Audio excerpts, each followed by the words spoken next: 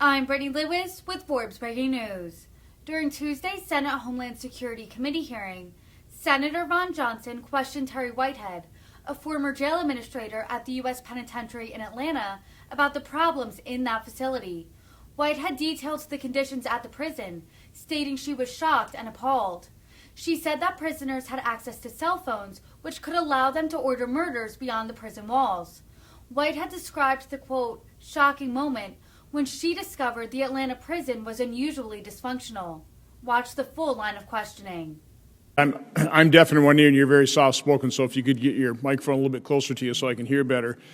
You obviously have served in a number of prisons around the country. I think my main question to you is, how extraordinary, how out of the ordinary is Atlanta and the Atlanta way versus other situations you've been in? As I indicated, I was shocked. I was appalled by the conditions at Atlanta. Cell phones. In July 2021, approximately 700 cell phones were recovered in a sweep in Atlanta. Just quickly, while we're on describe why that's such a problem in a prison. Inmates are not allowed to have cell phones in a prison. Inmates can actually call hits on anybody outside of the prison using a cell phone. Cell phones are not monitored. Inmates can make drug transactions, commit further crime utilizing a cell phone. So again, that's a big problem when you have 700 cell phones in a prison. That is but a huge go on. problem.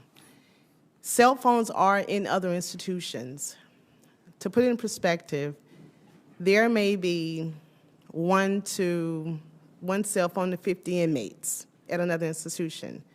Atlanta had approximately 1,400 inmates and 700 phones were found. That's one to every other inmate. So you started your career in Atlanta.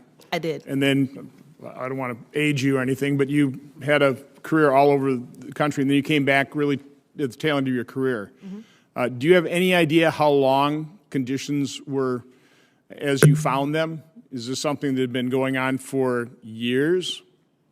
When I started my career at USP Atlanta as an intern, I was learning the Bureau way, not the Atlanta. I was learning the Bureau.